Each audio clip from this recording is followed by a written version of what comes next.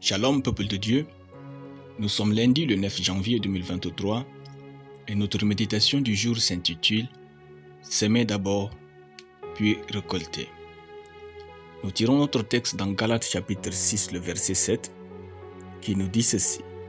« Ne vous y trompez pas, on ne se moque pas de Dieu.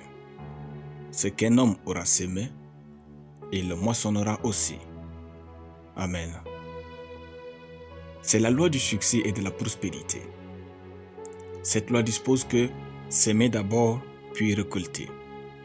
La plupart des personnes qui vivent dans la pauvreté pratiquent cette loi à l'envers. Pour eux, récolter d'abord, puis s'aimer. Ou encore, recevoir d'abord, puis donner. Si vous voyez un homme croupir de la misère, c'est simplement qu'il est parfaitement égoïste. Ce dernier ne sait pas donner autour de lui et aux autres.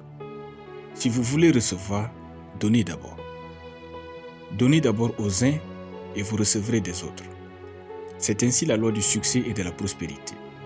Nul n'est censé ignorer la loi. Dieu a institué cette loi depuis le livre de Genèse. Il dit « Tant que la terre subsistera, les semailles et la moisson ne cesseront point. » Genèse 8, 22.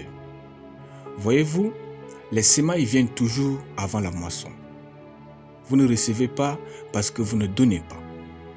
Si vous apprenez à donner le peu que vous avez, vous recevrez plus que ce que vous pouvez en avoir besoin pour vivre dans ce monde.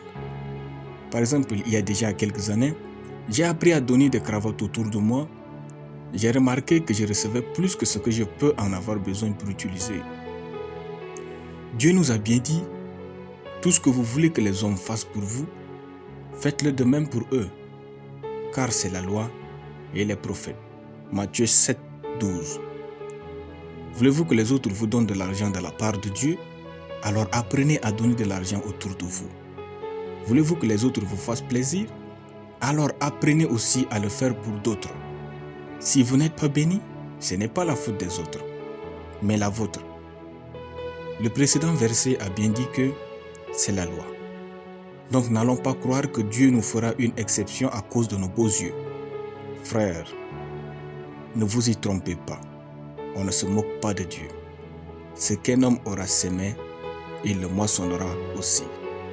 Que nous le voulions ou non, notre vie est le reflet des biens que nous faisons aux autres.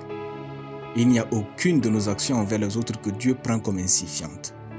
Semons donc les graines que nous voulons récolter. Dans la vie des autres, dans leur mariage, dans leurs entreprises, dans leur bien-être. Semons les graines que nous aimerions voir pousser dans nos vies. Gloire à Dieu. Prions. Tendre Père, merci pour ta parole. Je sème donc des graines de richesse autour de moi au nom de Jésus.